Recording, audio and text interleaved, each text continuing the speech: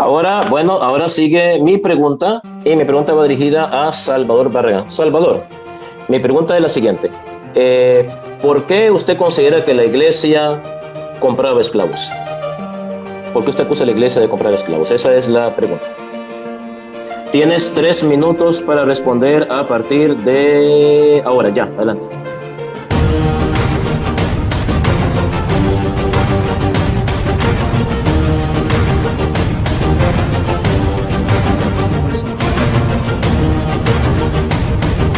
Entonces nosotros tenemos imágenes de ellos porque nos recuerda su testimonio. Y queremos imitarlos. San Pablo mismo dice, imítenme a mí como yo imito a Jesús.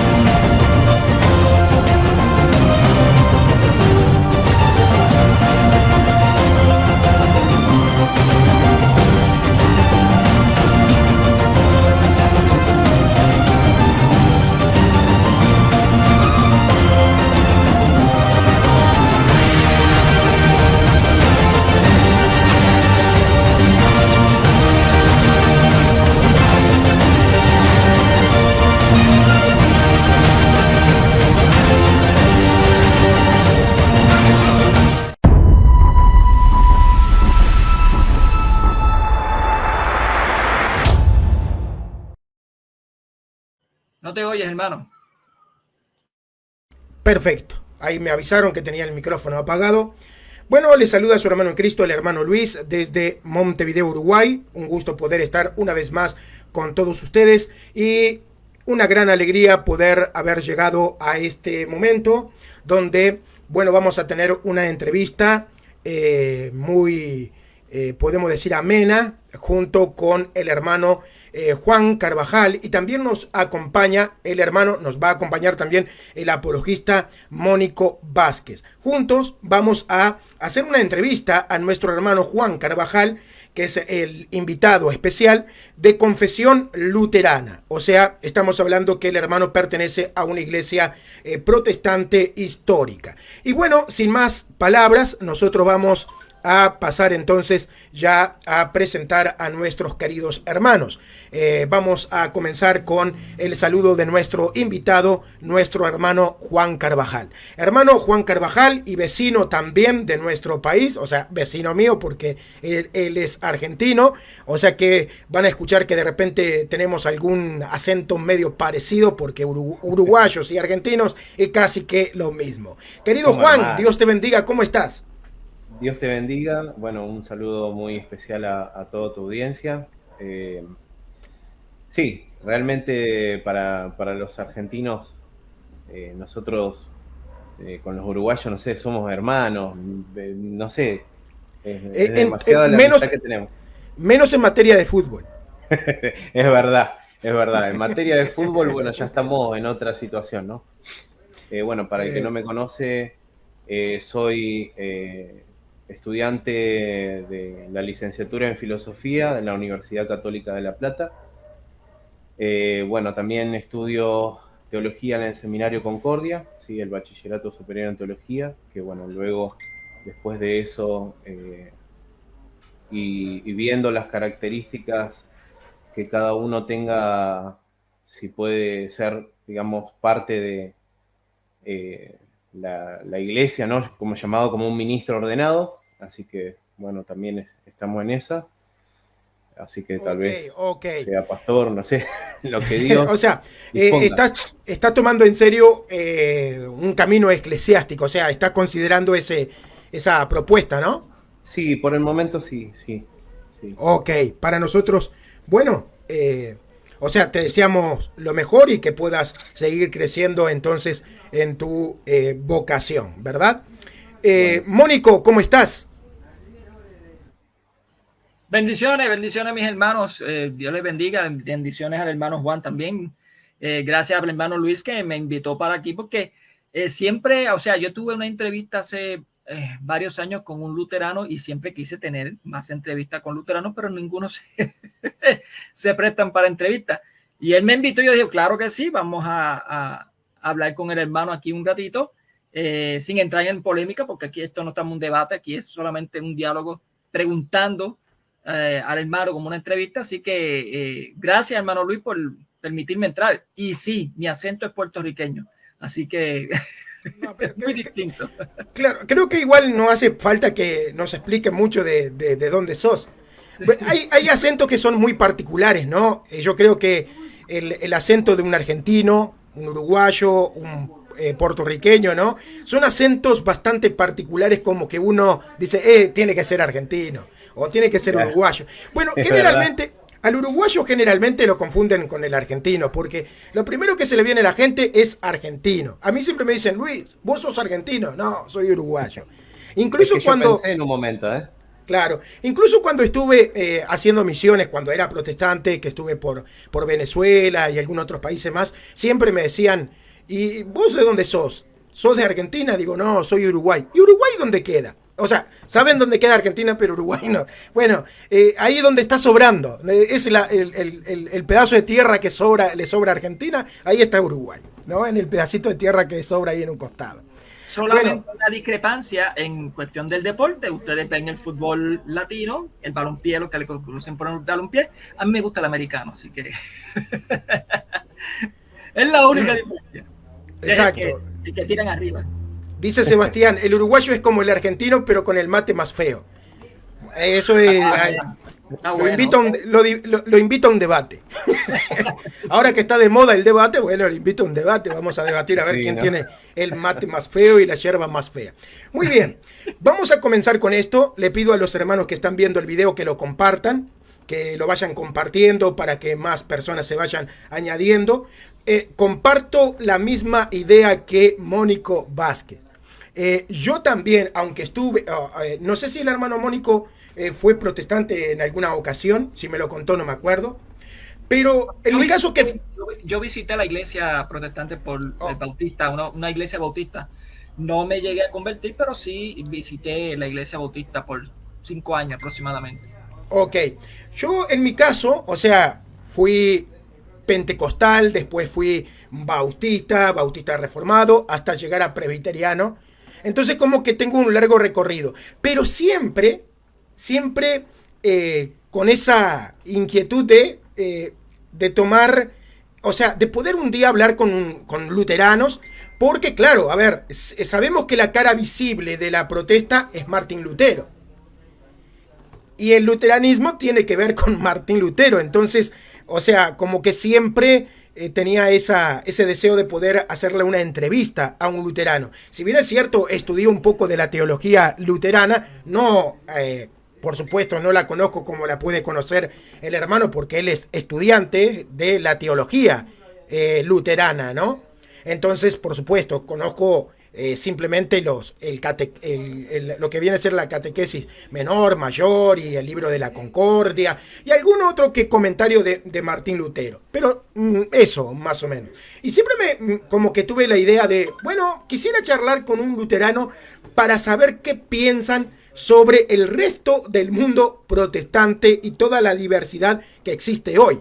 Entonces creo que, bueno, al hermano hoy lo vamos a poner contra la pared porque le vamos a hacer algunas preguntas que de repente lo pueden comprometer un poco con delante de los otros hermanos de diferentes propuestas dentro del diverso mundo protestante, ¿ok? Muy bien, comenzamos entonces. Ok, vamos a comenzar con las primeras preguntas a nuestro querido hermano. Hermano Juan Carvajal. Estamos en el mes de, podemos decir así como el aniversario, ¿no? De la Reforma, ¿no? De ese evento que se dio con Martín Lutero, ¿ok? Entonces, me gustaría que comencemos por tu opinión desde tu perspectiva como estudiante de la teología luterana, que conoces al luteranismo. O sea, ¿cuál es tu postura en frente a la diversidad de denominaciones que hoy nosotros podemos ver dentro de lo que el mundo le llama protestantismo? ¿Ok? O sea, ¿cómo ves ese fenómeno? O sea, la diversidad. ¿Qué puedes decirnos al respecto? Porque, por ejemplo, es muy común que los católicos digamos, bueno, de alguna manera la reforma dio lugar a una gran, podemos decir, un gran abanico de denominaciones. Y me gustaría saber tu opinión acerca de esto, de este comentario que puede venir más por el lado católico. ¿Qué nos puedes contar acerca de todas las denominaciones que existen? Si son consecuencia de la reforma, si son consecuencia de la propuesta luterana. ¿Qué tienes para contarnos al respecto de esto? Bueno, en primera instancia hay un libro que es muy importante, que digamos que se conozca, ¿no? En, en general, ¿no? Porque primeramente por ahí, como nombraste, ¿no? Hay tres libros que siempre suelen conocerse, ¿no? El Catecismo Menor de Lutero, el Catecismo Mayor y también el libro de Concordia. Bueno, dentro del libro de Concordia existe uno en particular que se llama la Fórmula de Concordia. La Fórmula de Concordia, sí, es una confesión de fe que en particular dice, ¿no? Lo que nosotros creemos y dice, condenamos la postura de los calvinistas, condenamos la postura de los entusiastas. Y esta fórmula de la Concordia fue escrita más o menos en el año 1577, o sea, ya luego de la muerte de Lutero, o sea, es posterior, y ya, digamos, es cuando se termina de constituir lo que sería el libro de Concordia. Entonces, nosotros sí hemos hecho un claro énfasis en los errores que ha cometido, más que nada, los que nosotros le llamamos los entusiastas y los calvinistas. Bueno, voy a arrancar por explicar un poquito qué es lo que pensamos o qué es lo que podríamos decir nosotros, porque por ahí dice, no, bueno, Martín Lutero tuvo la culpa de todo esto, ¿no? Y realmente si uno se pone a fijar, o sea, en general, ¿no? De las doctrinas y analizar, uno puede ver que, por ejemplo, el luteranismo para un evangélico, ¿no?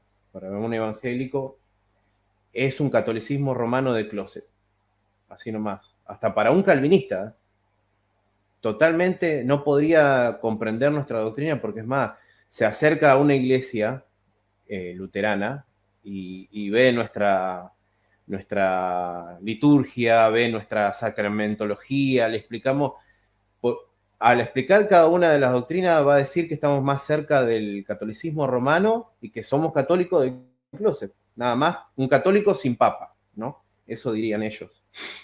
Y para el católico en general, ¿no? Que conoce un poco más del luteranismo en profundidad, podría decir que es un catolicismo heterodoxo, ¿no? Pero cuando yo digo heterodoxo, estoy hablando profundamente, ¿no? Y bueno, ahí hay una imagen, ¿no? Que tengo yo de portada, y yo creo que si un evangélico promedio entra, ¿no? A nuestra iglesia, a la iglesia luterana y ve esto, ya se desmaya automáticamente, creería yo, ¿no? A algunos le gustará, a algunos no, pero bueno, la elevación de la copa, la elevación de la Eucaristía, bueno, etcétera, etcétera, ¿no? Entonces, para nosotros, sí, nosotros no nos identificamos con el resto de la reforma. Nosotros creemos que el problema en general fue con la reforma radical y posteriormente con Calvino, ¿no? Y Zwinglio sobre todo. O sea, nosotros ahí creemos que erradica el problema de las varias denominaciones, ¿no? Y sobre todo, ¿no? Hay algo en particular que la teología USA americana. Y cuando digo USA americana van a decir a qué me estoy refiriendo, ¿no? A la doctrina que nace sobre todo en el fundamentalismo norteamericano, estadounidense, etcétera, ¿no? Anticatólico. Entonces, en ese detrimento, ¿no? de la doctrina norteamericana, sobre todo, Entonces, ahí es donde nace el anticatolicismo y todo ese tipo de cosas que, que obviamente, ¿no? Se alejan de lo que por ahí uno puede llamar catolicidad, ¿no? O cristianismo histórico o catolicismo histórico, ¿no? Entonces, ahí es donde se rechazan las imágenes, donde se rechazan ciertas doctrinas porque parecen católicas, ¿no? Y ahí es donde surge el verdadero problema. Porque es más, uno ve, por ejemplo, con los puritanos y demás cuestiones, el tema de las imágenes. Por ejemplo, ahí, acá ven, yo tengo imágenes, yo no tengo ningún problema en tenerlas. Es más, bueno, acá no tengo, pero tengo a la Virgen del Perpetuo Ok, Socorro, por ejemplo. perdona que te corte, ya que estamos en Sí. la temática y después si el hermano Mónico quiere hacer una pregunta al respecto de lo que viene conversando, ¿no? Siguiendo la misma propuesta, ¿no? La misma pregunta. Yo como ex protestante, o sea, los pentecostales hasta la cruz vacía, ¿no? Rechazan. De hecho dicen que la cruz es símbolo de maldición, no sé qué más. Los presbiterianos sí usan la cruz. De hecho, yo usaba la cruz y las iglesias presbiterianas tienen una cruz, igual que los bautistas, pero vacía. Ellos dicen que tiene que ser la cruz vacía. Ahora, tú como luterano, y según la historia y ortodoxia luterana, ¿hay un problema con usar la cruz con el Cristo? Yo creo que vi en una de las imágenes que tú tenías de fondo a una cruz con el Cristo crucificado. ¿Qué me puedes decir al respecto? Porque esto es una imagen, ¿no? Por supuesto. Claro. Mi iglesia tiene a Cristo crucificado en el altar. No hay ningún problema. Es más, una de las cosas que nosotros decimos cuando nos preguntan por qué tenemos ese tipo de imágenes, decimos, porque predicamos a un Cristo crucificado. O sea, Él murió en la cruz por nuestros pecados y esa imagen representa eso. O sea, cada vez que Martín Lutero decía una particularidad, ¿no? Que creo que acá muchos no lo habrán leído o capaz que no deben saber. Martín Lutero decía, ¿no? Cuando estaban en contra de una cruz, decía él que primeramente nosotros tenemos que pensar qué hacemos cuando leemos las escrituras. Cuando leemos las escrituras, nosotros agarramos y no hacemos una imagen de Cristo cuando a Cristo lo crucifican, por ejemplo, ¿no? Entonces, ¿sería tan malo tener una cruz?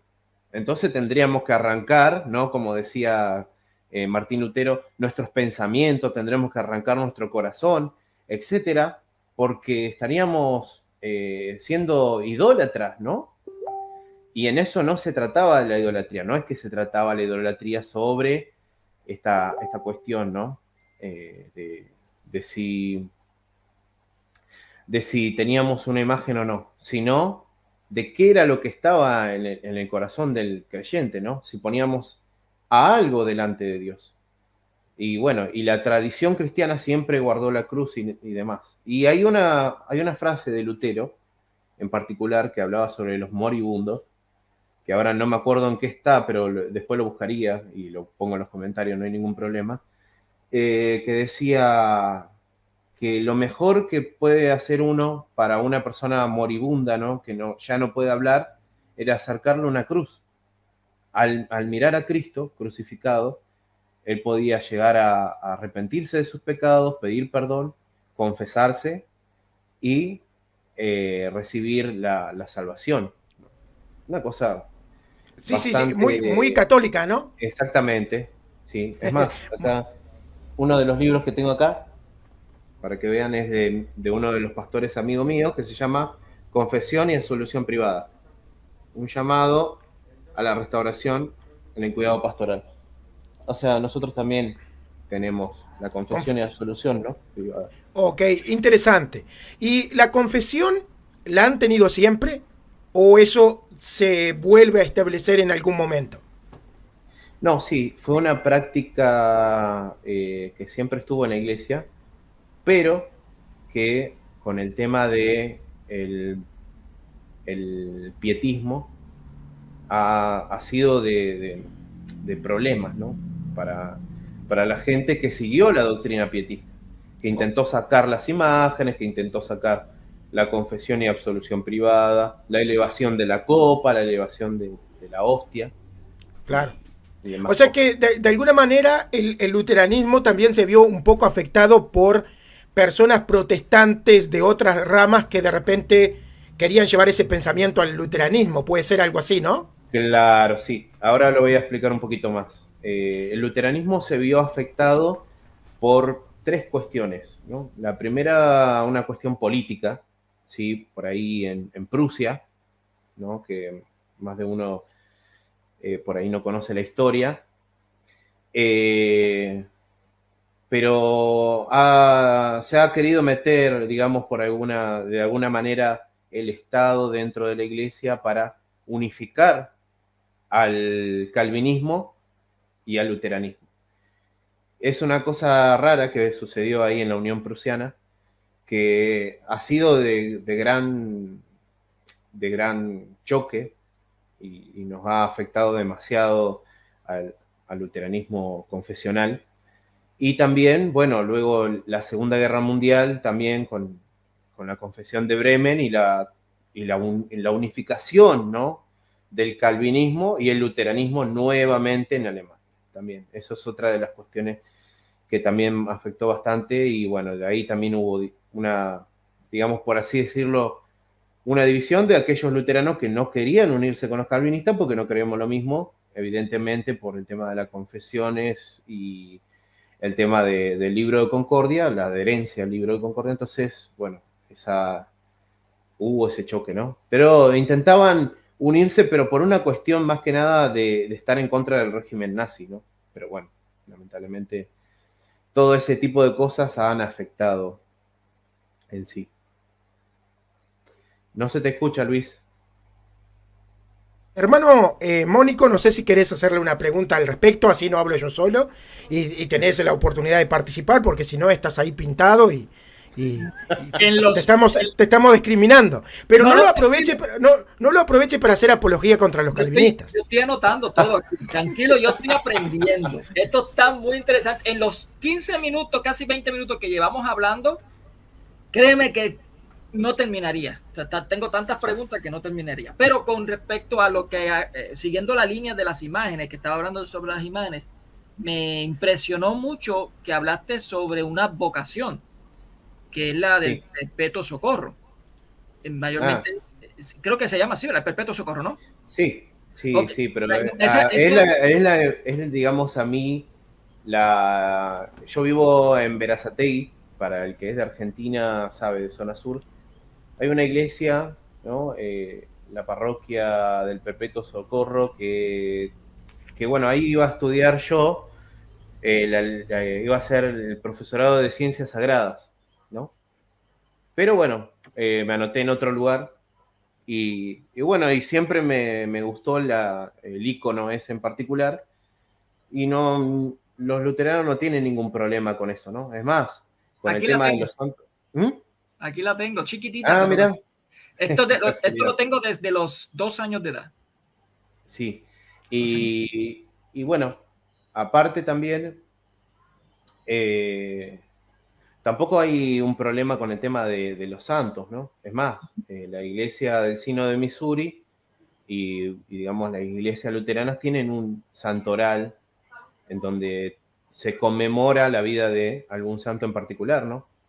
Y se recuerda la vida de ellos y nosotros, más que nada, no lo, digamos, no oramos para pedirle a ellos, ¿no? Que intercedan por nosotros.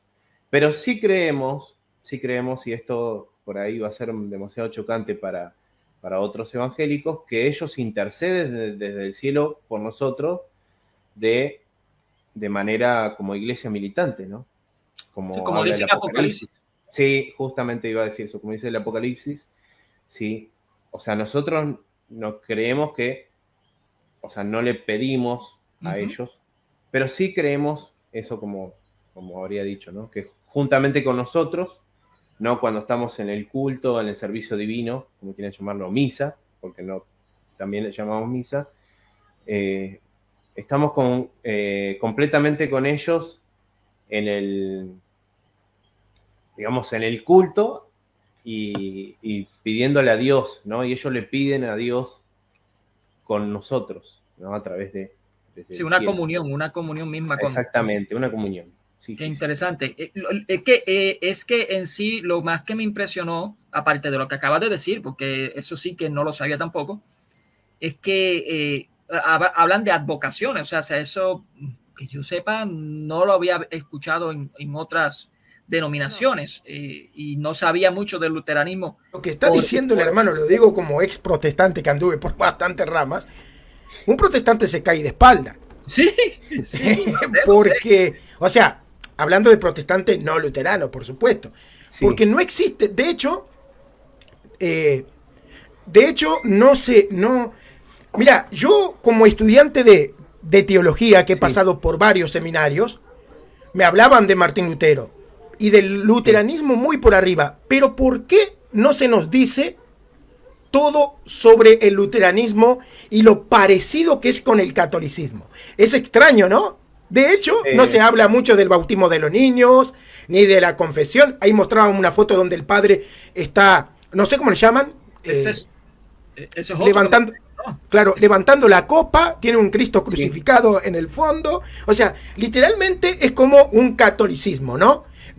Con diferencia, por supuesto, ¿no? Obviamente, sí. Yo creo que uno de los problemas que hay en general es que en el luteranismo tenemos una sola editorial, que se llama la Editorial Concordia, y el problema es que por ahí los libros en español son muy pocos, o sea, los recursos en español que hay son escasos, por ahí conseguir algo de luteranismo es bastante complicado, ¿no? Entonces, lo que conocemos del luteranismo, ¿no? Lo conocemos de Sproul, lo conocemos de, no sé, del pastor tanto, y así, ¿no? En general. Y cuando yo siempre le digo a los que quieren saber del luteranismo que busquen literatura, sobre todo luterana confesional, ¿no? O sea, Que no se busquen... Las fuentes primarias, directamente del luteranismo. Claro, exactamente, porque por ahí se encuentra con Sproul, por ejemplo, y te voy a decir una cuestión, ¿no? Que hace poco tuve en las redes sociales que me comentaban algunos calvinistas o algunos bautistas que me decían, ustedes los luteranos creen en la consustanciación. Y tuve que explicarle que no creíamos en la consustanciación, sino nosotros le llamamos unión sacramental, pero nosotros creemos que Cristo está presente en la Eucaristía, ¿no? Y no de manera celestial, no. Creemos que cuerpo, alma, divinidad, o sea, su carne y su sangre. Te tengo que hacer una pregunta. Tú tocaste... Sí, porque creo que vos querías preguntar lo mismo, Mónico, y te voy a ganar. Te voy a ganar. Sí, sí, exacto. Ya que tocaste el tema de la posición de la Eucaristía según el luteranismo, te tengo que hacer la pregunta. Sí. ¿Ustedes le darían la Eucaristía a un bautista o un pentecostal? Si fuera el bautista, por ejemplo, pasa por la iglesia luterana y llega para comulgar. Sí, yo te repreguntaría a vos algo, pero no corresponde hacer una pregunta con una pregunta, ¿no? Pero hacémela, no hay problema. Es un diálogo, podemos dialogar. ¿Por qué no le darías vos, por ejemplo? Bueno, porque rechaza lo que significa. Muy bien, lo mismo pensamos nosotros. Ahora sí voy a hablar. Yo porque, por ejemplo, nosotros creemos que es el cuerpo y la sangre de Cristo. O sea, no creemos que no hay nada, no creemos que es un símbolo como creen ellos. Entonces, es como que estarían condenándose a ellos mismos, ¿no? Porque dice el que no discierne el cuerpo y la sangre de Cristo, se está condenando a sí mismo, ¿no? Bueno, yo creo eso, ¿no? Así que por eso es que no le daríamos nosotros, ¿no? Yo voy a ponerme bien ignorante en este momento, soy un ignorante totalmente del luteranismo, pero me sorprendió algo que usted dijo en estos momentos sobre la Eucaristía, que el luteranismo, que Sproul hablaba de la consustanciación, pero ustedes no creen en la consubstanciación. ¿Podrías explicármelo? Porque siempre tengo entendido, por lo menos de libros que he leído, que Lutero creía como en una consubstanciación. O sea, ¿qué pasó ahí? Claro. Lutero, al intentar explicar, porque en varias ocasiones, en varios de los escritos sobre la Santa Cena, el primero dijo, con el tema de la transubstanciación, yo no me voy a meter. Si la gente lo quiere creer, que lo crea, pero que crea que el cuerpo de Cristo está presente en la Sagrada Eucaristía. O sea, él dijo eso. O sea, porque él cree, ¿no? Lutero planteaba, ¿no? Desde la perspectiva, él tenía una perspectiva filosófica agustiniana, entonces se suscribía más a Guillermo de Ockham y a Duns Scoto, ¿no?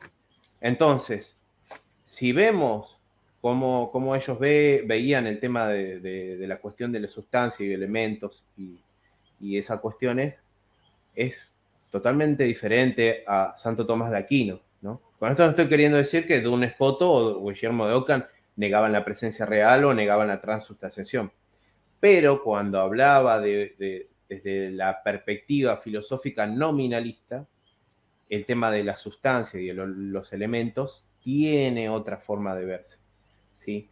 Entonces, ¿desde qué perspectiva lo ve el luteranismo? Desde la perspectiva del misterio. ¿Qué sucede ahí?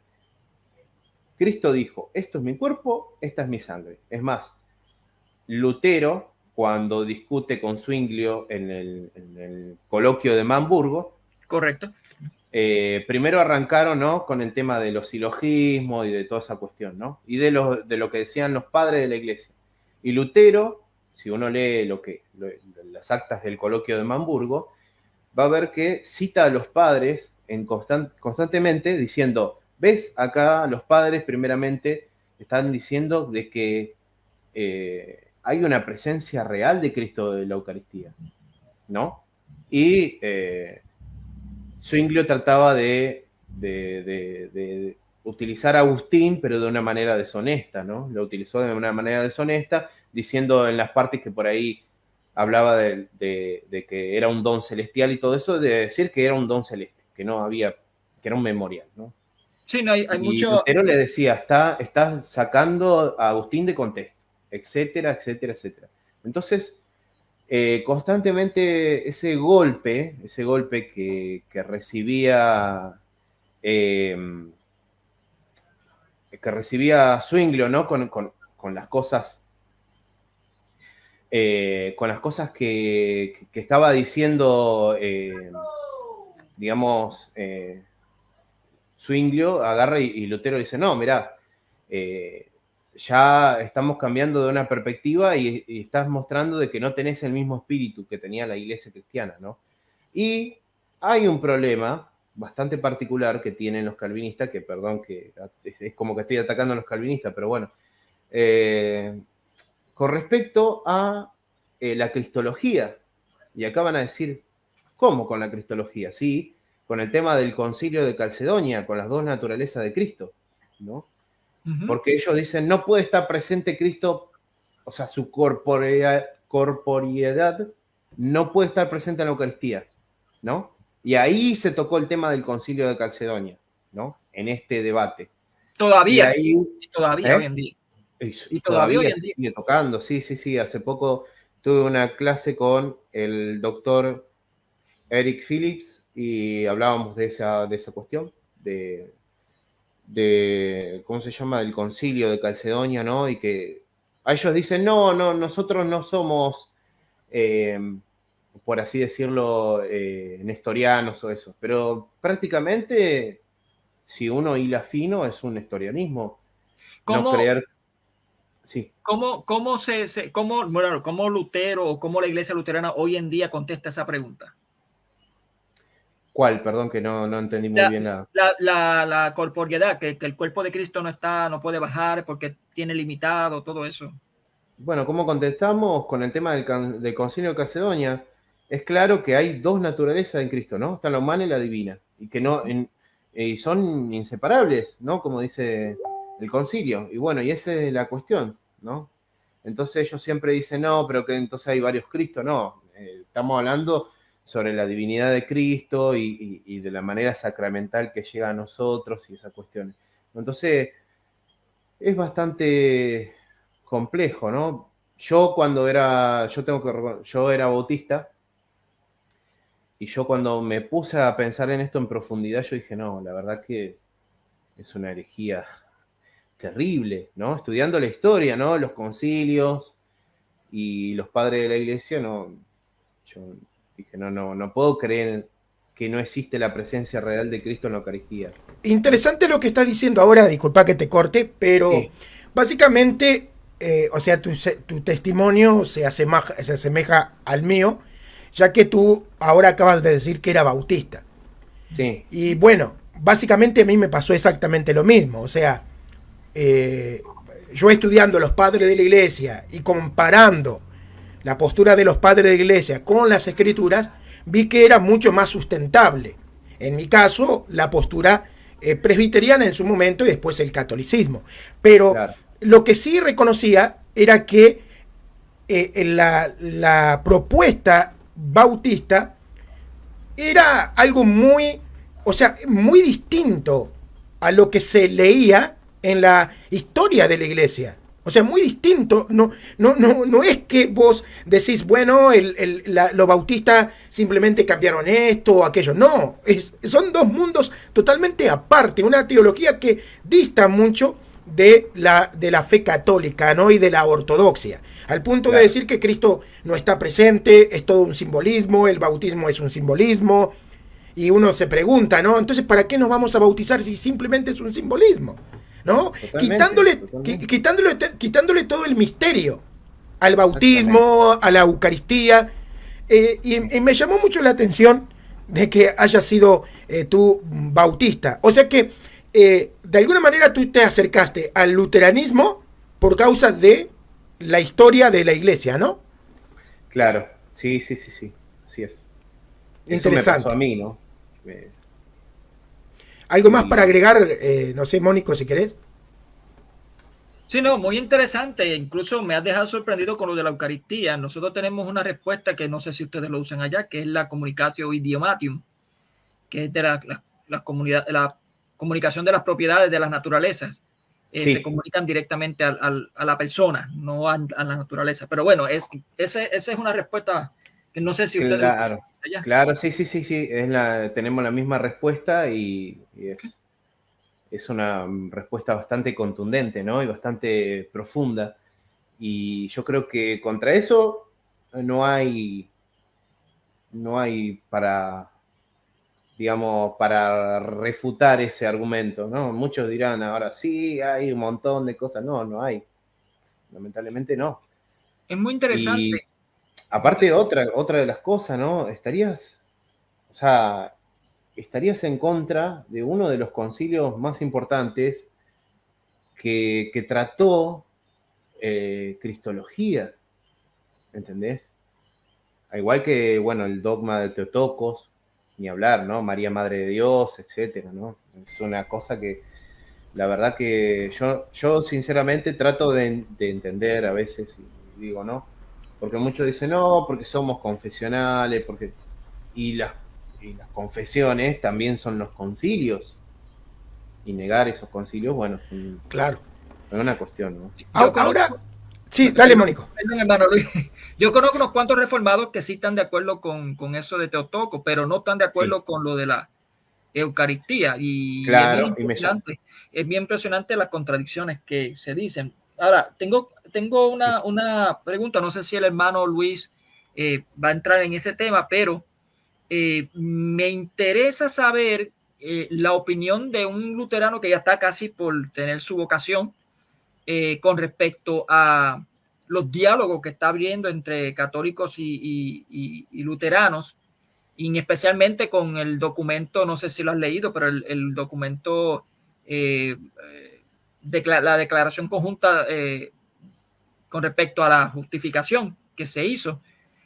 ¿Qué opinión tienes sobre eso? O si has escuchado a algunos de tus superiores, obispos o quien sea por ahí. Mira, yo te voy a contar, estuve leyendo hace poco hace poco un libro, permiso, ¿no? Porque trato de sacar los documentos de acá. Un libro que se llama Justificación y Roma, pero está en inglés, ¿sí? Y Yo sé el el inglés. sínodo de Missouri hizo una contestación, a ver si se ve ahí, sí, hacia ese estudio que se hizo, ¿no? Pero que se hizo con la Federación Luterana Mundial, ¿sí? Que, digamos, para que se entienda, el luteranismo está dividido en dos, ¿no? El luteranismo más confesional o conservador, que está el Concilio Internacional Luterano, el ICL, y la Federación Luterana Mundial, ¿no? Que ahí están las iglesias más liberales, las iglesias que ordenan mujeres, etcétera, Ok. etcétera, ¿no? Entonces, sí hay una diferencia entre ellos dos. Ahora, en este diálogo no se llamó a la parte del Concilio Internacional Luterano, pero ahora en la actualidad sí se está haciendo algunas charlas, digamos, teológicas, muy fructíferas, que lo que reclamaba el sínodo nuestro, digamos, es que se tome más tiempo para estudiar bien el tema de la justificación, de que veamos bien cómo uno es justificado y todo lo demás, ¿no? Porque aparentemente, ¿no? Lo que se dice que lo de la Federación Luterana Mundial, han firmado el papel, pero después luego el que firmó, digamos, como presidente de la Federación Luterana Mundial, después dijo, no, pero no sé, creo que tendríamos que haber analizado mejor. Eh, pero es atractivo, ¿no? Uno puede leer y puede decir, bueno, entonces hay más cosas en común y que podríamos seguir fluyendo y estudiando juntos, ¿no? Porque obviamente que tendríamos que ir viendo el tema teológico, ¿no? De la justificación y así, eclesiología y demás cuestiones para ir abordándolo lentamente, ¿no? Estudiando bien, tranquilos, ¿no? Como estamos haciendo ahora, un diálogo bastante cordial. Y bueno, y quién dice, ¿no? Lo que puede llegar a pasar. Ok. Claro. Eh, pero bueno, Muy yo lo digo. muy interesante, la verdad. Lo importante es que están abiertos al diálogo, ¿no? Al Sí, no, diálogo. totalmente, sí. Y bueno, eso es lo que importa. Ahora, tengo que hacer una pregunta que tiene que ver con la sola escritura. ¿Ok? Yo hoy tuve un debate con con un hermano, digo, pequeño debate con un hermano, casi que suena con un pequeño hermano, pero no, no era la intención, sobre la solo escritura, ¿ok? Pero la solo escritura no es enseñada ni entendida de la misma manera dentro del abanico que tenemos en el mundo evangélico. Entonces me gustaría hacerte esta pregunta, ya que hoy tuve un debate sobre la solo escritura. ¿Cómo explican ustedes la solo escritura? Porque, por ejemplo, el hermano hoy decía que la solo escritura es que las escrituras es la única norma de fe y conducta para la iglesia. Pero tengo entendido que para los luteranos no es así. No sé si Claro, podrías explicarnos un poco el concepto de la sola escritura según el luteranismo. claro, claro, sí, no es la única, porque al decir única, yo estoy utilizando una palabra bastante, o sea, limitativa, ¿no? Y suena más, en vez de sola escritura, a nude escritura, ¿no? ¿Qué hacemos? O sea, si yo agarro la Biblia, te digo, Tomás, ¿no? Explícame quién escribió, no sé, por ejemplo, a ver, con lo que hay dudas, Hebreos, ¿no?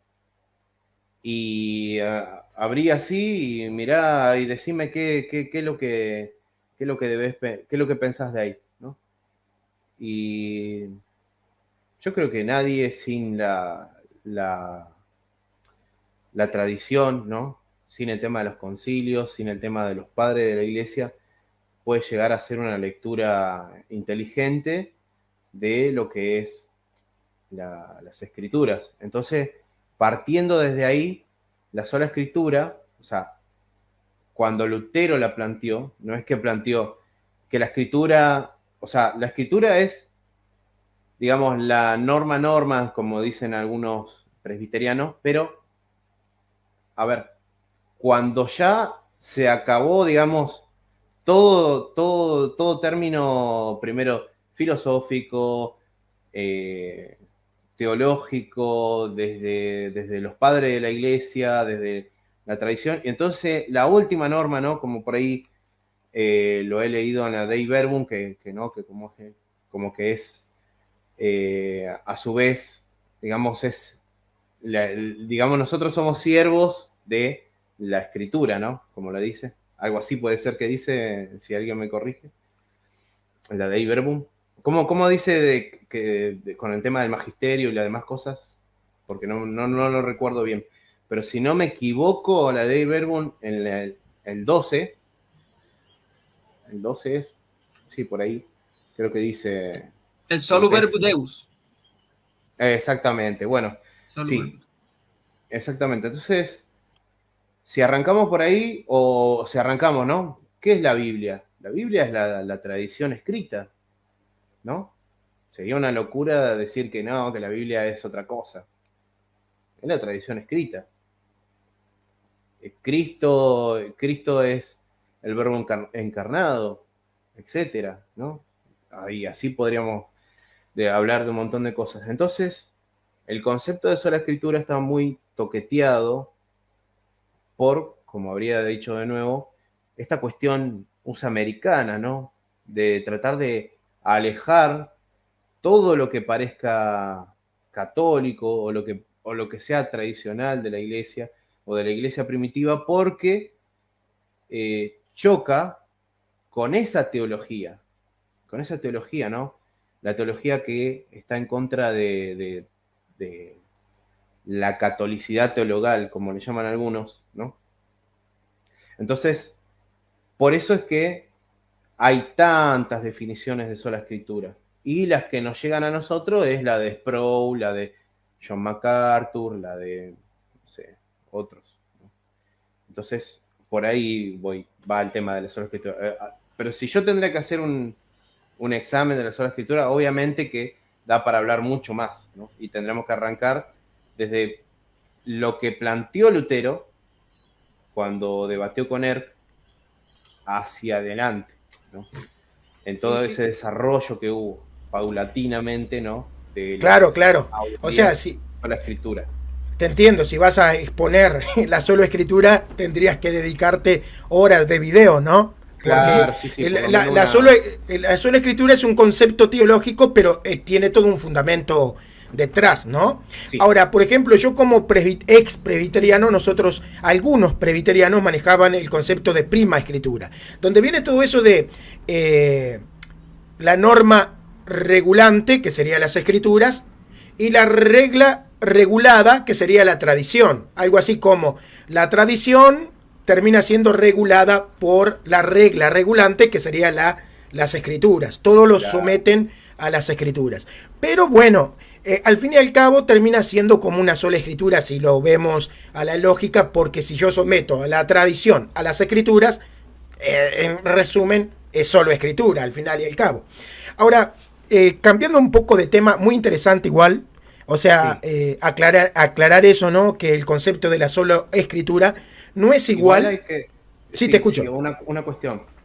Lo que dice nuestro artículo 5, ¿no? De la Confesión de Augsburgo, que en definitiva, o sea, Cristo dejó a su iglesia, ¿no? El Evangelio y las Escrituras. Entonces, no es que yo, como un libre pensador, ¿no? Puedo hacer un libre examen de las Escrituras, como muchos dicen, que por ahí Lutero planteó. O lo que dicen algunos, ¿no? No, yo abro las Escrituras así y listo. No. Ahora, en cuestiones, ¿no? cuando se habla de cuestiones de fe y práctica, pero cuando ya hay una controversia, ¿no? Ahí es donde actúa las escrituras como última instancia y en donde yo, por ejemplo, como laico, puedo decirle al pastor, mire, está equivocado porque las escrituras dicen, pero ya lo último, ya es la última instancia, ¿no? Por eso es la diferencia por ahí con otros, ¿no? Que por ahí dicen, no, yo puedo agarrar la escritura y hacer lo que quiera. No, no es así tampoco, ¿no? Ese tipo de anticatolicismo que usted está hablando con respecto a las Sagradas Escrituras ha traído muchos problemas. Incluso por aquí hay unos cuantos que han llegado por el anticatolicismo, por no estar de acuerdo al católico, han llegado a decir que Jesús viene del semen de José. Así sí, mismo. Una barbaridad. Una barbaridad. No saben lo que dicen, pero bueno. Es muy interesante eso de lo que es la sola escritura versus lo que nosotros decimos que es el solo verbo Deus. Y hay algo parecido. Imagínate el enojo que puede llegar a haber si yo digo que Lutero creía en la perpetua virginidad de María, ¿no? Que María no tuvo más hijos. Sí. Bueno, te adelantaste la pregunta, porque justamente, mira, te voy a decir, yo me hice católico porque estudiando, no solo, o sea, primero como que estudié la propuesta protestante, pero la antigua, ¿no? Y encontré que Calvino, él no tenía problema con el hecho de que María no haya tenido más hijos aparte de Jesús. Si bien es cierto, nunca se pronunció a favor de la virginidad perpetua, Calvino dijo que cometían un error aquellos que del texto de Mateo 1:25, ¿no?, llegaron a la conclusión de que María tuvo más hijos. Pero sí. Eso me llevó a Lutero. Y Lutero sí creía en la virginidad de María, incluso en la pureza de María. Entonces me gustaría que tú, como luterano, nos hables un poco de la percepción o el concepto que ustedes tienen sobre los dogmas marianos. ¿Qué nos pueden decir acerca de los dogmas marianos que sostiene el catolicismo? ¿Qué ven que pueda tener en común con ustedes y aquello que de repente ustedes rechazan de los dogmas marianos? Por ahí el que se rechaza, por ahí algunos pueden llegar a considerar la Inmaculada Concepción, hay otros que la pureza, ¿no?, que como que hubo una purificación. Eso está en debate, siempre estuvo en debate, pero bueno, eso queda en cada uno, ¿no?, esa particularidad. Pero hay algunos que sí creen, por así decirlo, en la Inmaculada Concepción, y otros que afirman de que, bueno, que hubo una pureza, ¿no? Algunos se guían más por lo que dijo Santo Tomás de Aquino y otros por lo que dijo Duns Scoto, ¿no?, con respecto a esto. Si yo creo que si hay algo que... No se te escucha, Luis, ¿eh? Ok. No, te decía que antes de yo aceptar la Inmaculada Concepción, acepté la Anunciación. Ajá, o sea, fue como el paso. Sí. Yo estuve... O sea, igual, porque piensan mal, o sea, se piensa mal de que ciertos dogmas... antes, lo que nos diferencia por ahí, que ustedes creen en la Asunción de María, ¿no? Sí. Al cielo. Bueno, nosotros, por ahí, como algunos ortodoxos, en la dormición de María. De hecho, el tema de... No todos los ortodoxos, creo que un grupo sí cree en la dormición y otro en la Asunción. No te sabría decir muy bien, porque no soy ortodoxo, ni tampoco he estudiado la doctrina ortodoxa en totalidad, pero he escuchado por ahí algunos que otros, ¿no? No sé si alguno sabe, me podría decir. Se celebra el 15 de noviembre. Hay incluso yo tuve una pequeña charla con un hermano que creía en eso de la dormición y todo, porque la Iglesia Católica sí cree que María tiene que haberse dormido, o sea, en cuestión de muerto, para poder ser asunta. O sea, no claro. Es que decimos que viva, subió al cielo directamente. Sí. Pero en el caso de de la Inmaculada Concepción. Hoy mismo tuve un pequeño debate con un reformado, porque Lutero, por lo menos lo que yo leí de Lutero, se veía medio ambiguo. Algunos lo llaman como la pureza de María, pero habían otros escritos que daban a entender que es como una inmaculada. Claro. Por ejemplo, había un dato en que decía que María tenía la carne igual que todo ser humano, pero su alma era pura, totalmente inmaculada, incluso lo decía. Bueno, mira, justo Mónico me hiciste acordar que estuve leyendo un poco del tema de los artículos de Esmacalda. El artículo 4 habla dice, cuando habla de Jesucristo, dice la Santa y Pura Virgen María, ¿no? Correcto. Y por ejemplo, cuando habla en el artículo 3 de la Confesión de Habsburgo, se dice también algo medio parecido de la Inmaculada Virgen María, creo que dice, a ver, denme un segundo mientras que busco, pero creo que dice de la Inmaculada, y bueno, y ahí por eso es que se da dentro del luteranismo este debate, ¿no? Si es Inmaculada. Es muy interesante porque él incluso en uno de sus últimos escritos, si no mal me acuerdo, él escribió que en el momento en que fue envuelta con el Espíritu Santo, quedó totalmente limpia toda su carne, o sea, libre de ese o sea, inmaculada, como él le estaba diciendo. Mirá lo que voy a leer, esto es el artículo 3 de la Confesión de Habsburgo. Y acá tengo el libro de la Confesión de Habsburgo, el libro de Concordia. ¿Cuál es ese? El libro de Concordia, de nuestras confesiones. La Confesión de Habsburgo, artículo 3, ¿no? Que habla del Hijo de Dios, o sea, de Jesucristo. Dice, así mismo se enseña que Dios, el Hijo, se hizo hombre, habiendo nacido de la Inmaculada Virgen María, y que las dos naturalezas, la divina y la humana, están tan inseparablemente unidas en una persona. Bueno, esto está de acuerdo con lo que sería la formulación, ¿no? Adoptada por el Concilio de Calcedonia, ¿no? Y hay algo que bueno, que le puede llamar la atención a alguno, ¿no? Porque dicen la Inmaculada Virgen María. Y bueno, y ahí por eso digo que hay debates, ¿no? Dentro del luteranismo. Entre algunos creen en la purificación, otros en la Inmaculada Concepción, etcétera, claro. ¿no? Pero bueno. Por eso es que no son dogmas. O sea, ustedes no lo tienen como dogmas. La atención de muchos. No, pero sí el que rechaza la confesión de Habsburgo o la confesión o libro de Concordia ya deja de ser luterano. Ok, sí, te entiendo. Sí, o sea, si un pastor se declara en eso, nuestro concilio lo llama en ocasiones, si no lo puede explicar, bueno, se lo invita a retirarse. A retirarse, ¿no? Sí. Sí, te entiendo. Qué interesante, ¿no? Bueno, ahora, para no robarte mucho tiempo más, vamos a hacerte la siguiente pregunta, ¿no? Que la estaba esperando. ¿Qué es lo que hace que no seas católico? Changos, qué pregunta.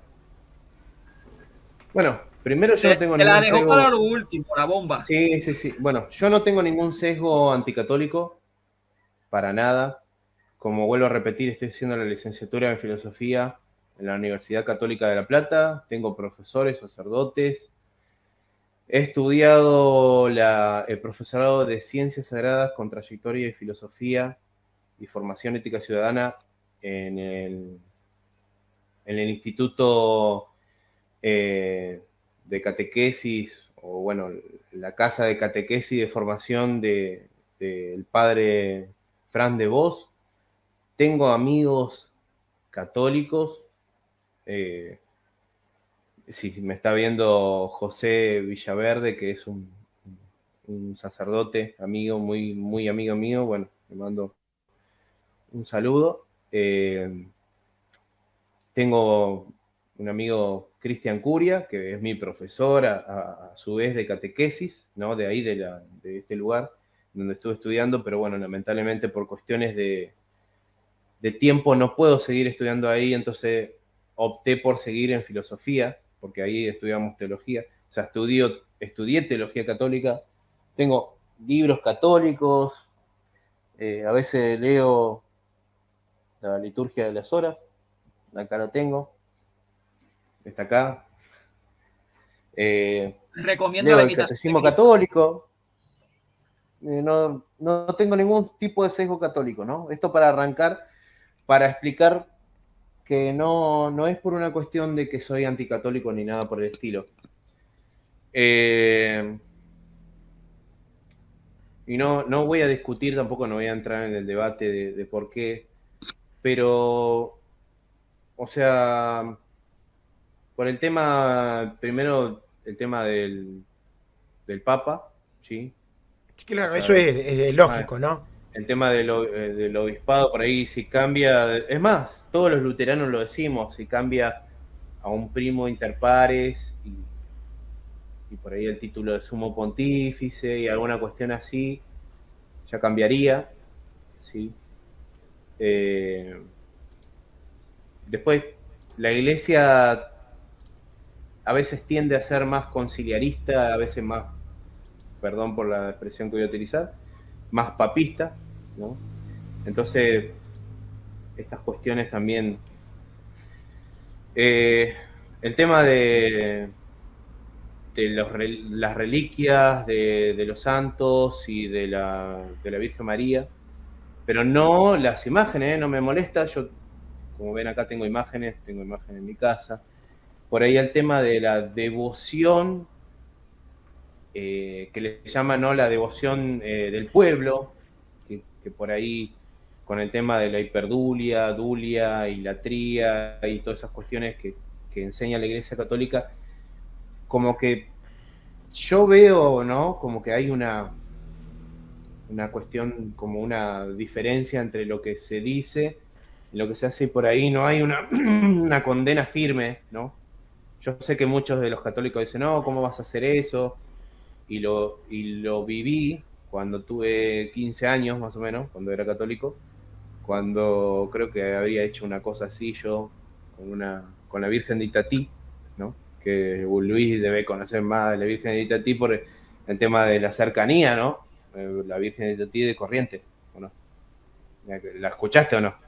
Sí, sí, Pero lo escuché.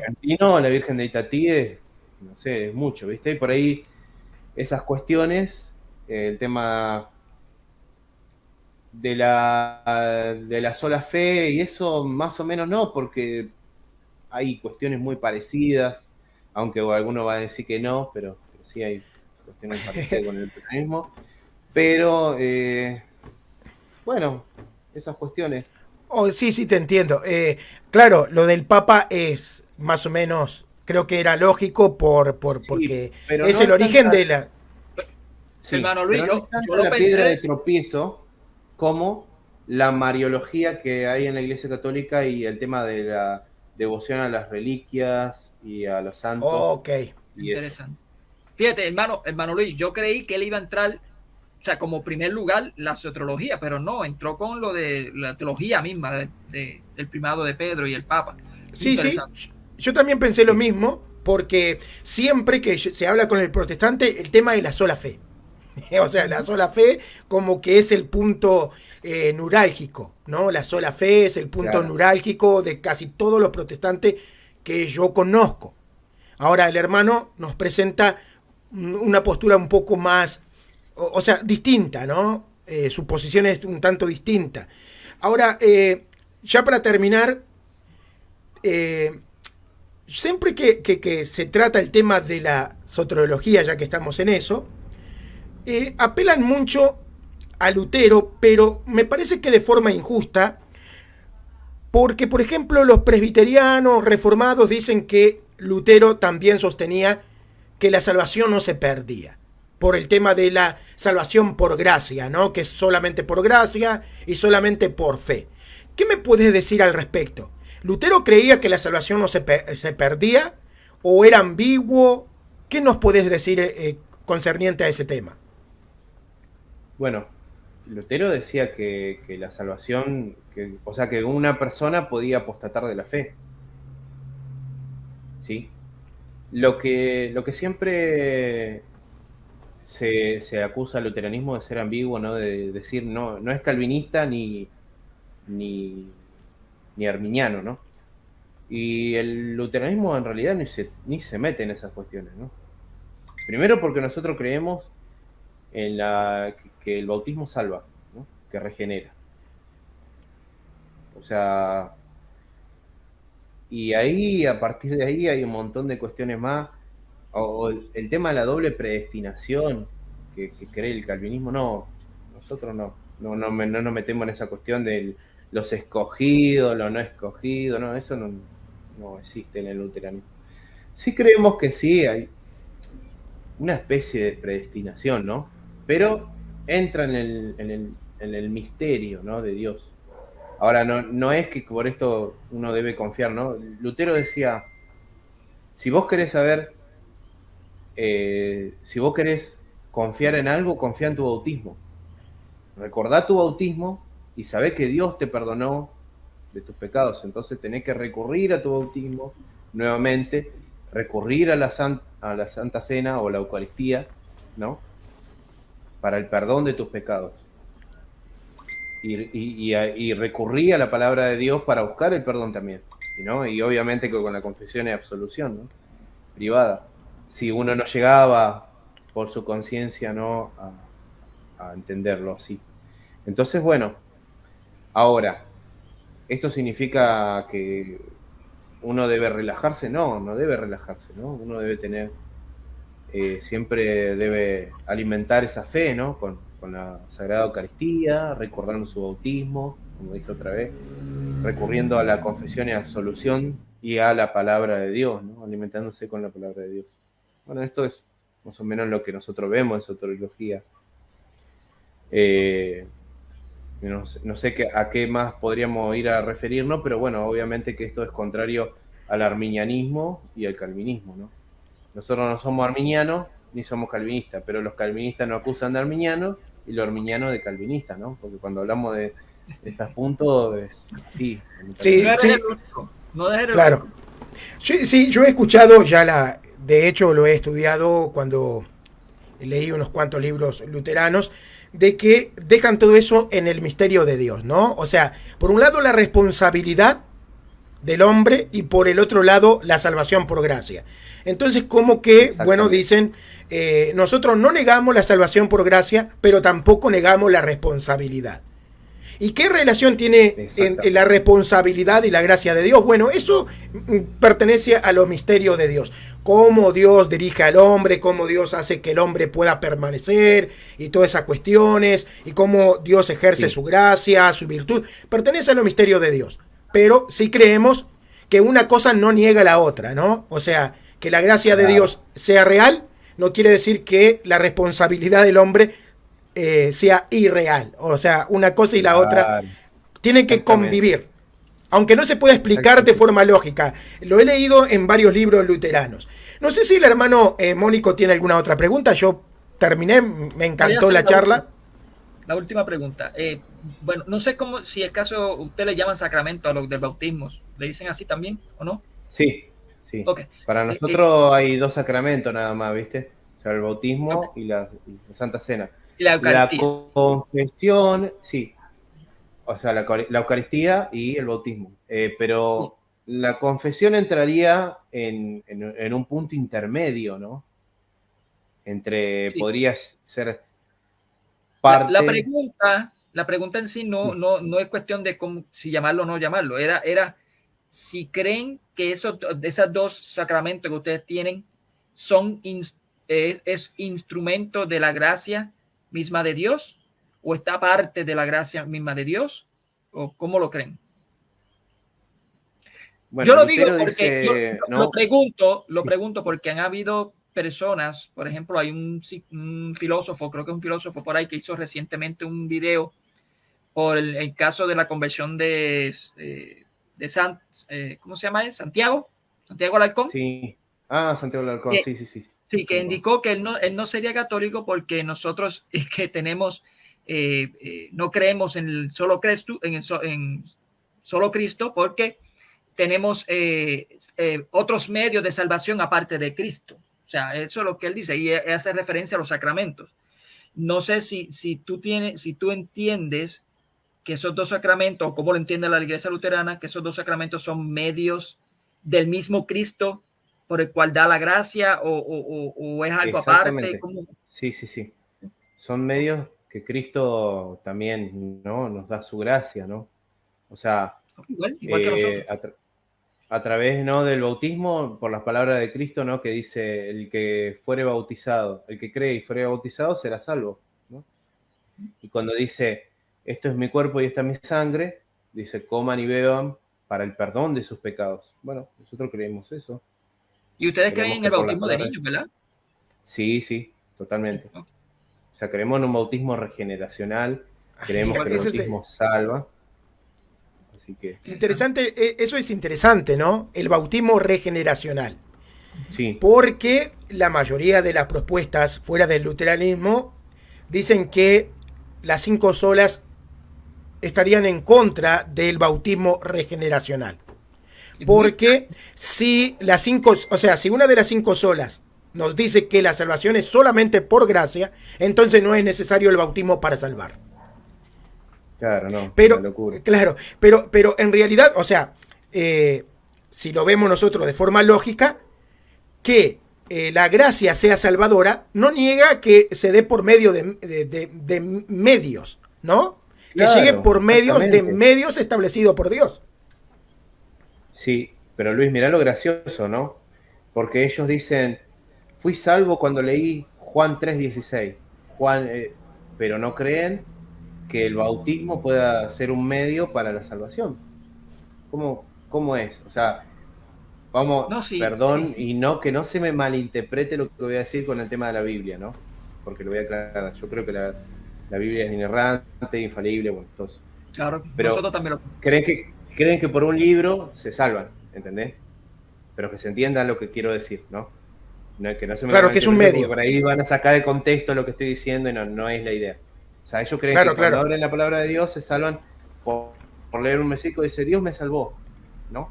Pero cuestionan al luterano porque dice, Dios me salvó por medio del bautismo, ¿no? Si dice eso, dice, ¿cómo te salvó por medio del bautismo? Eso es una obra, esto, ¿y acaso cuando leíste la Escritura? Mirá la lógica, ¿no? Uh-huh. Pero bueno. Sí. Incluso yo he tenido discusiones con calvinistas por esas cuestiones del baño regeneracional. Incluso hasta Lutero, Calvino mismo creía que en Tito 3:5, si no me acuerdo que Tito 3:5, se hablaba del bautismo ahí, en eso, y los calvinistas hoy en día rechazan esa posición, o sea, de ellos dicen que es otra cosa, yo no entiendo qué es lo que es otra cosa.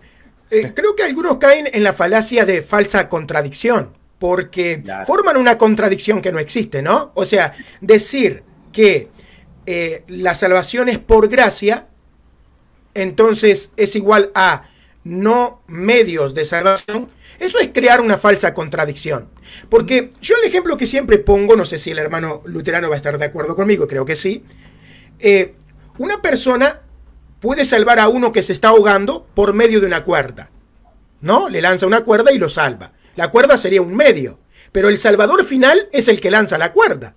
Entonces, crear una dicotomía, ¿no? Crear una falsa contradicción y decir, no, el que te salvó fue el que lanzó la cuerda. La cuerda no te salva.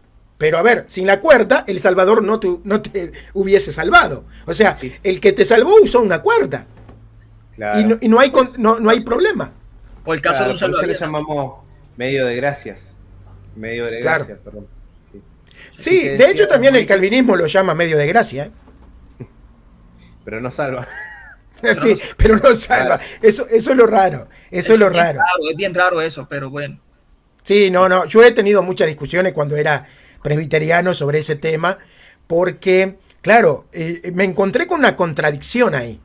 Igual que cuando interpretan la Eucaristía, ellos dicen, la confesión de Westminster dice lo siguiente, que Cristo está presente realmente en la Eucaristía, ¿no? O sea, está presente, pero no de forma, podemos decir que real o literal, llaman ellos. Pero entonces, ¿de qué forma está presente? Espiritual, dicen. Pero espiritual es real.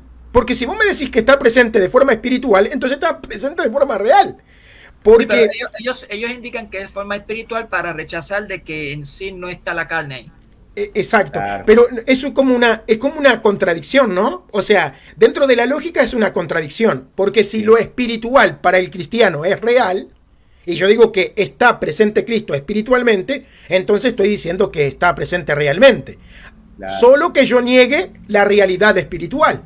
Entonces, bueno, es otro tema. Ya estaríamos cayendo en un ateísmo un poco disfrazado por la filosofía, pero bueno, Sí.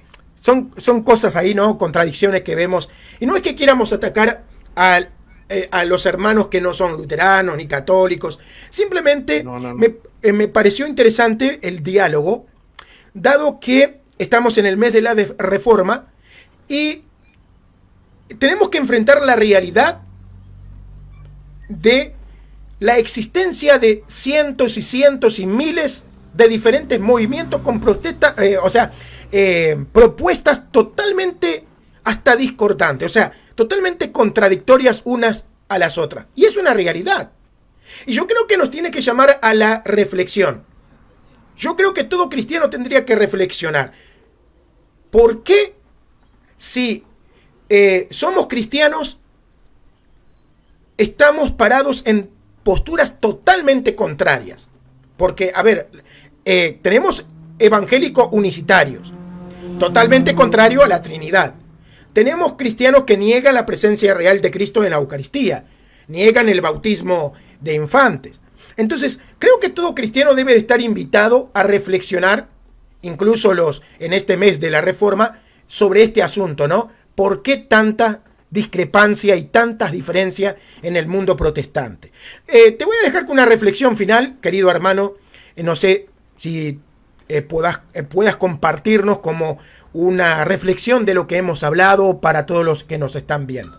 Sí, bueno, primeramente quiero agradecer por este espacio para poder charlar así, de esta manera, y que bueno, que esto mismo que está pasando acá, ¿no? Que después de lo que fue el Concilio Vaticano II y este cambio de paradigma, digamos, y lo que ha sucedido, que nos lleve a esto, ¿no? A reflexionar juntos sobre las diferencias, sobre las cuestiones que tenemos en común,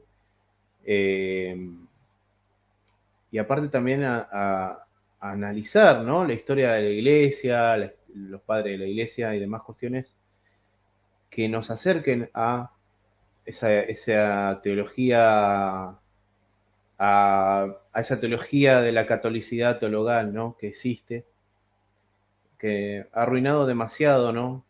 La liturgia, la historia, que ha cambiado un montón de cuestiones, ¿no? Y que por esas cuestiones se rechaza un montón de cosas que hasta, como decía Mónico, ¿no? Que estoy de acuerdo, se cometen no errores sencillos o errores chiquitos, mínimos, sino que herejías totalmente graves, ¿no? Y a veces nosotros nos perturbamos por ahí de los testigos de Jehová o mormones, pero yo creo que el mundo evangélico debería hacer un análisis profundo, ¿no? De su teología y analizar a la luz de no solamente las escrituras, la historia, como habríamos dicho todo, sino que a través de los concilios también. Porque esto, lo de las dos naturalezas de Cristo, del concilio de Calcedonia, es bastante grave. Y uno lo toma como, no, es una cosa así nomás. Estudien el concilio de Calcedonia, profundicen sobre eso, sobre el concilio de Efeso. No son cuestiones tontas o irrelevantes. Entonces, esa es mi reflexión, ¿no? Y a partir de ahí, que bueno, a medida que el Espíritu Santo vaya guiando a la persona, lo va a ir llevando al camino que el Espíritu Santo lo guíe, ¿no? A esto también tiene que haber una reflexión teológica bastante grande. Tiene que haber una reflexión en la oración, de sacarse el famoso anteojo teológico que nos ponemos, ¿no? Para leer las escrituras con nuestra tradición, con nuestra historia, con nuestro sesgo, ¿no? Y sacarnos eso, ser objetivos, sentarnos, analizar y a partir de ahí sacar las conclusiones. Pero si hasta que no hagamos eso, hasta que no nos quitemos ese anteojo teológico que muchos seguimos teniendo, vamos a seguir viviendo de la misma manera. Y vamos a seguir creyendo lo mismo y no vamos a crecer en la fe y en la gracia y en la verdad. Eso es todo.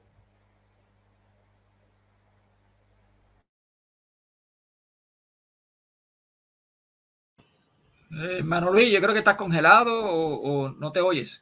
Ok. Ahora sí. Perfecto. Es que apago el micrófono aquí porque lamentablemente me compré un micrófono que capta demasiado el sonido. Entonces, y estoy cerca de la puerta, cerca de la ventana, se escucha los autos y todo, entonces apago un poco el micrófono. Bueno, muchas gracias, querido Juan. La verdad que contentísimo por darnos la oportunidad de escucharte, de escuchar la versión luterana, ¿no? Creo que todo protestante debe de escuchar a un luterano. Porque si los protestantes surgen de Martín Lutero, creo que deberían de escuchar lo que tienen que decir los luteranos al respecto, ¿no? Y bueno, así que aconsejo a todos los hermanos a escuchar a un luterano para los protestantes y los católicos también, porque es bueno conocer de primera mano la teología de un grupo. Siempre digo, para hablar de un movimiento es mejor ir a las fuentes primarias, porque lamentablemente muchas veces por medio de libros que nos tratan de explicar el calvinismo, el luteranismo, nos traen ideas que no son propias del movimiento, ¿no? Eso de leer por medio de terceros a veces no es muy recomendable. Querido hermano Juan, muchas gracias. Mónico, te dejo también un espacio para que te despidas, una reflexión final. Yo tengo que hacer reflexión. Bueno, no, lo único que sería bueno para los hermanos que están viendo esto, tanto luteranos como católicos, que yo creo que ya es tiempo de estar dejando de niñadas y ataques, y deberemos ya de comenzar entonces a subsanar todas estas cuestiones que tenemos y hacer unos diálogos amenos así para poder entender estos aspectos. Por ejemplo, lo que acabamos de entender ahora con los luteranos, muchas cosas que se parecen mucho a la Iglesia Católica, obviamente, y con otros hermanos más, con los anglicanos, con los presbiteranos. Y pues nada, gracias al hermano Juan por tenerme y poder hablar con él directamente, y al hermano Luis por permitirme entrar a su transmisión también. No sé si tengo el permiso de subir esto en Huella Católica, porque me interesaría subirlo. Sí, cualquiera. Parte también. Ok.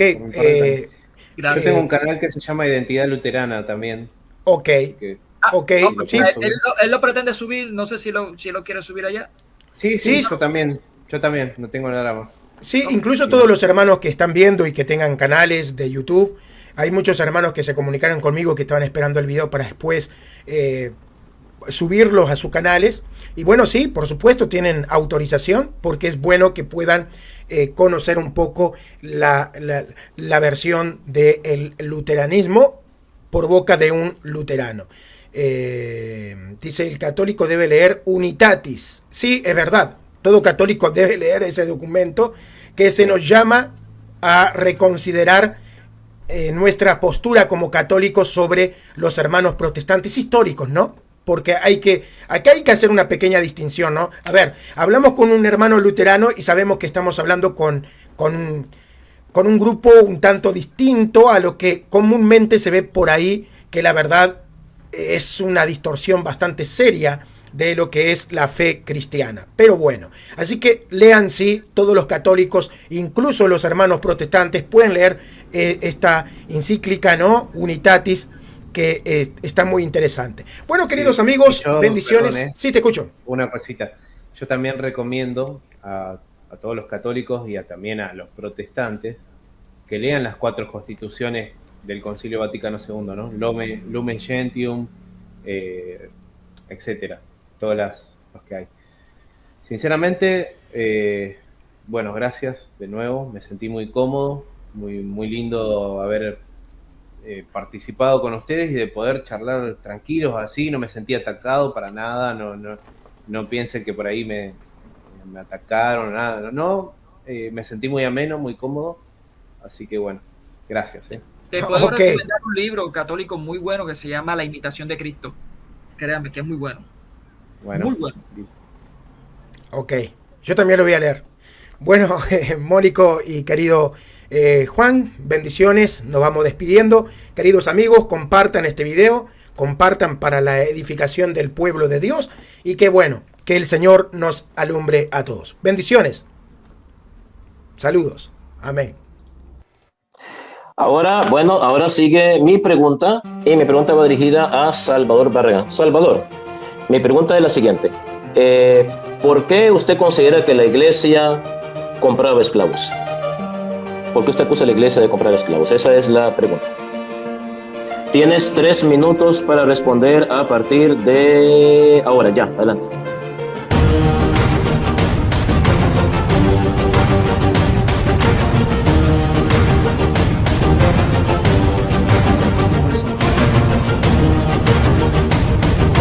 Entonces nosotros tenemos imágenes de ellos porque nos recuerda su testimonio. Y queremos invitarlos, San Pablo mismo dice, imítenme a mí como yo imito